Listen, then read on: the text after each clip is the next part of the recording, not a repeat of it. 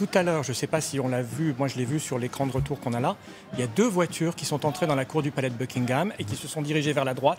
Ça, il est possible que ce soit la reine qui vit à Windsor. Elle ne vit plus au palais de Buckingham. Il y a apparemment un incident sur des manifestants qui ont brandi un tract devant la musique de la garde. Je ne sais pas pour... Que peuvent-ils revendiquer? On n'a pas eu le temps de lire. Il faut préciser 2 petites choses qui sont dans la tradition britannique. Très peu de policiers britanniques sont armés. Il y avait quelques centaines de policiers de Scotland Yard qui sont armés, juste un point de détail.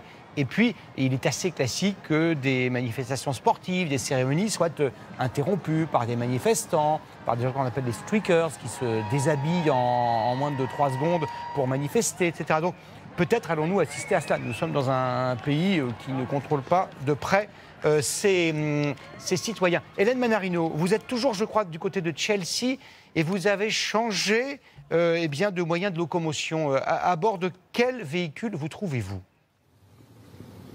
Je suis à bord d'un rickshaw, Gilles. Alors, j'ai pas la traduction exacte en français, mais on sillonne les rues de Chelsea et regardez ces façades. Ces façades parce que c'est le Chelsea in Bloom, une fête où 50 commerçants participent à un challenge, décorer la façade de son commerce avec des fleurs. Et vous voyez le thème du jubilé, les 70 sur les théières, évidemment. Alors, avec Alexis Tessier, on découvre ce quartier et vous allez avec nous découvrir cette rue fleurie pour l'occasion où tous les commerçants se préparent et tous les habitants également. Et d'ailleurs, ils vont faire une grande fête ce dimanche. Le Chelsea in Bloom devait s'arrêter un petit peu plus tôt. Et puis on découvre ensemble, ce qu'il se passe dans le quartier de Chelsea. Alors le thème de cette année, finalement, donc il y a le jubilé, mais aussi la British Touch. Qui sera le plus british entre tous ces commerçants, entre tous ces habitants? Alors vous voyez, tout a été préparé depuis maintenant quelques mois. Il y a énormément de touristes qui viennent visiter aussi ce qu'il se passe ici avant. Donc je vous l'ai dit, la grande fête de dimanche, des fêtes privées aussi organisées. Et puis on rappelle également l'amour de la reine pour les fleurs. Ça vient de la famille des Windsor, évidemment. Puis le marché aux fleurs sur l'île de la Cité à Paris a été baptisé. Là, évidemment, il y a une plaque pour la reine d'Angleterre. C'était lors de sa dernière venue en 2014.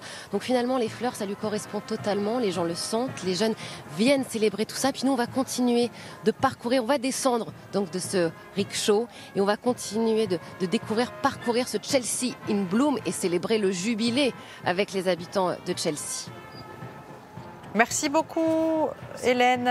Partons maintenant du côté de Buckingham, où tout va se précipiter tout à l'heure. Guillaume Debré, on a vu à l'instant effectivement une voiture rentrer dans la cour de Buckingham. Est-ce possible que ce soit la reine qui revienne de Windsor? Qui pourrait-on apercevoir sur les calèches et les carrosses qui vont sortir de Buckingham tout à l'heure? Est-ce que vous avez des informations à nous donner?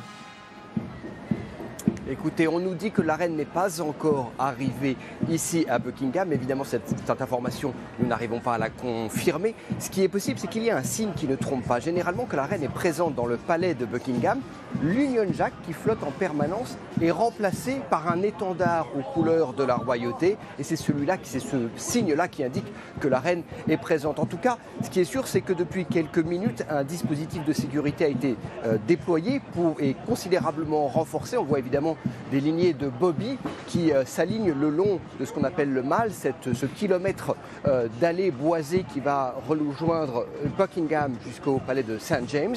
Mais il y a également des policiers très lourdement armés qui entourent le palais. Et puis des snipers ont pris position en haut du palais de Buckingham, ce qui nous indique que l'imminence peut-être d'une arrivée soit de la reine, soit du prince Charles. Mais c'est vrai, ce dispositif de sécurité n'affaiblit pas la ferveur populaire que nous sentons monter ici autour, car tous les Britanniques qui sont venus rendre hommage à la reine sont munis de ce petit drapeau, et c'est très impressionnant de les voir agiter tout le long de ce Mall. Merci beaucoup, Guillaume. Partons tout de suite à l'essentiel, non seulement à la traduction d'un terme, mais à son explication. D'où vient cette cérémonie de Trooping the Colours, la présentation des couleurs, des drapeaux des régiments? D'où cela vient-il dans l'histoire britannique, Vincent et Pierre? Ça a une origine militaire, évidemment, puisque les couleurs, c'est ce qui permet d'identifier les camps sur un champ de bataille. Et en fait, le fait de le transformer en défilé, ça date de 1748. Et on a choisi, c'était les rois de la dynastie de Hanovre, c'était Georges II qui a fait le premier ce défilé en son honneur. Et comme il était né au mois de novembre, on a décidé de faire ce défilé pour son anniversaire au printemps ou au début de l'été, parce qu'un défilé militaire au mois de novembre pour la date anniversaire du roi, à Londres à l'époque, c'était quand même très compliqué. Donc 1748, on fait le trooping au printemps à l'automne, et c'est en 1820, Georges IV qui a décidé qu'il deviendrait annuel, parce qu'entre 1805 et 1820, comme Georges III était fou, on n'a pas pu faire de trooping de colour parce que le roi était bien incapable d'assister à quoi que ce soit. Donc il est devenu rituel et annuel en 1820.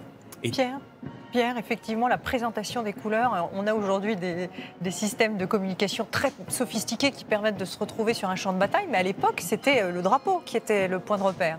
Absolument, l'emblème, le drapeau du régiment, c'était le cœur du régiment. Et d'ailleurs, on le défendait jusqu'à la mort.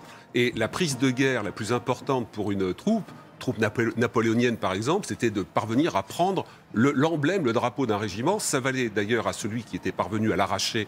Il recevait la Légion d'honneur immédiatement. Et la présentation aux couleurs, comme le disait Vincent, ce sont des cérémonies alors qui varient d'un pays à l'autre, mais l'esprit est le même. C'est présenter aux jeunes recrues qui ont été formés l'emblème du régiment, qui rappelle notamment par les noms qui peuvent se trouver, c'est le cas pour les Français, le nom des grandes batailles, qui montre la filiation du jeune soldat, du jeune bleu, par rapport à tout l'historique. Et en fait, c'est vrai dans l'armée britannique comme dans toutes les armées, le jeune soldat s'inscrit dans une histoire très longue et très ancienne, et les Britanniques ont conservé à 150% toutes ces traditions. Rappelons une évidence, la reine d'Angleterre, le terme est presque impropre, reine d'Angleterre, le Royaume-Uni, c'est l'Angleterre au sens propre, l'Écosse, l'Irlande du Nord, le Pays de Galles. Partons au Pays de Galles avec Alexia Mayer. Vous êtes dans un élevage de corgis. Pourquoi? Parce que le vrai nom du corgi, c'est le Welsh corgi. Le corgi, il est d'origine galloise. Et vous êtes donc dans cet élevage, il a une importance très évidente pour la reine. C'est à vous.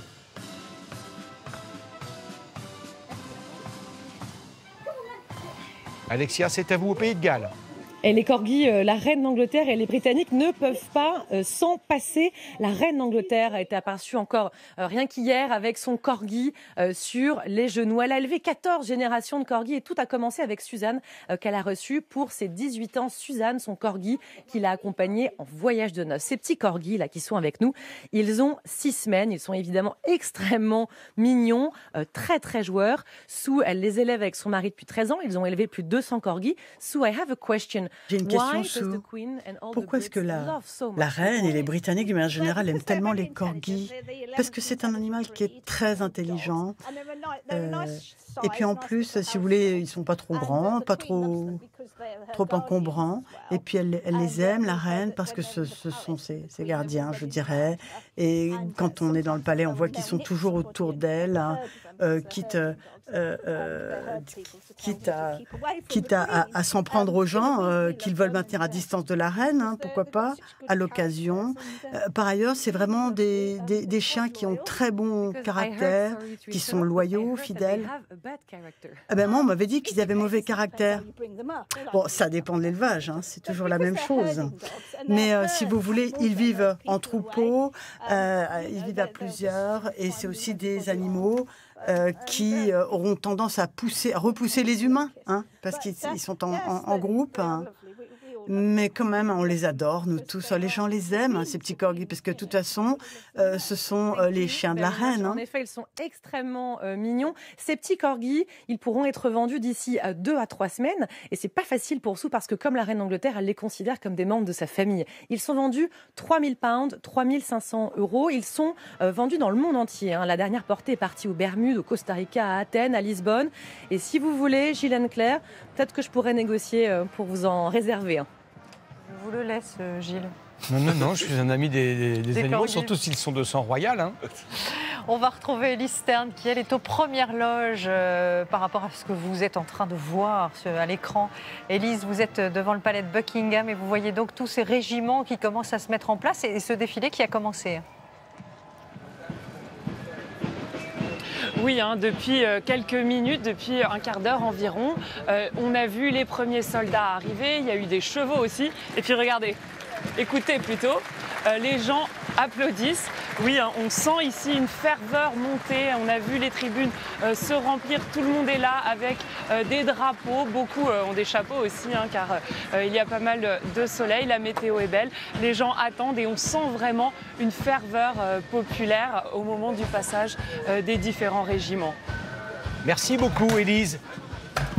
Mon cher Denis Brognard, vous êtes remonté dans votre bus impérial au dernier étage. C'est là qu'on a la plus belle vue. Les jours de grand beau temps à Londres, ce qui est le cas aujourd'hui. Température absolument idéale. Et vous avez à vos côtés une famille française qui ne manquerait et qui n'aurait manqué pour rien au monde cette journée historique. N'ayons pas peur des mots.